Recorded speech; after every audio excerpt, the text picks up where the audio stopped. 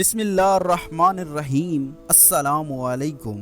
کہتے ہیں کہ پہلی جنگ عظیم کے دوران شام پر ٹڈی دل نے حملہ کیا اور باغات اور فصلوں کو تباہ کر دیا، جس کی وجہ سے قحط آ گیا اور ایک خلقت موت کے گھاٹ اتر گئی۔ اس دوران غوطہ کے گاؤں داریا میں ایک شخص کے باغ بالکل محفوظ رہے اور تر و تازہ رہے۔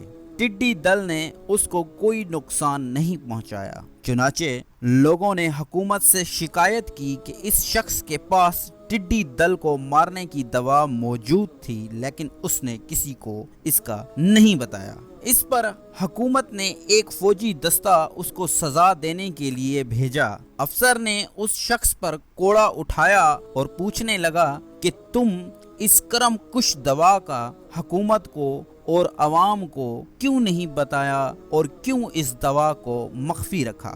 وہ بولا، جو دوا میں استعمال کرتا ہوں وہ سب کو معلوم ہے، لیکن کوئی بھی اسے استعمال نہیں کرنا چاہتا۔ افسر نے پوچھا، وہ دوا کیا ہے؟ تو اس نے جواب دیا، جناب وہ دوا زکوٰۃ ہے۔ افسر کہنے لگا، کیا ٹڈی دل زکوٰۃ دینے اور نہ دینے والے باغ میں فرق کر سکتا ہے؟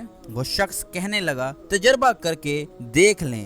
چنانچہ فوجی ٹڈیاں اس باغ میں چھوڑتے تھے اور وہ وہاں سے بھاگ جاتی تھیں۔ اس کے بعد اس شخص نے یہ حدیث سنائی جس کا مفہوم ہے کہ نبی کریم صلی اللہ علیہ وآلہ وسلم نے فرمایا، اپنے مال کی حفاظت زکوٰۃ سے کرو، مریضوں کا علاج صدقے سے، اور بلاؤں کی لہروں کا استقبال اللہ کے سامنے عاجزی سے کرو۔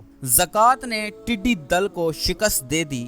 ہمیں چاہیے کہ زیادہ سے زیادہ مستحق لوگوں کو زکوٰۃ دیں، اور اللہ ہمیں اس ٹڈی دل جیسی مصیبت سے اور کرونا جیسی عذاب سے اللہ ہمیں ہمیشہ ہمیشہ ہمیشہ محفوظ رکھے۔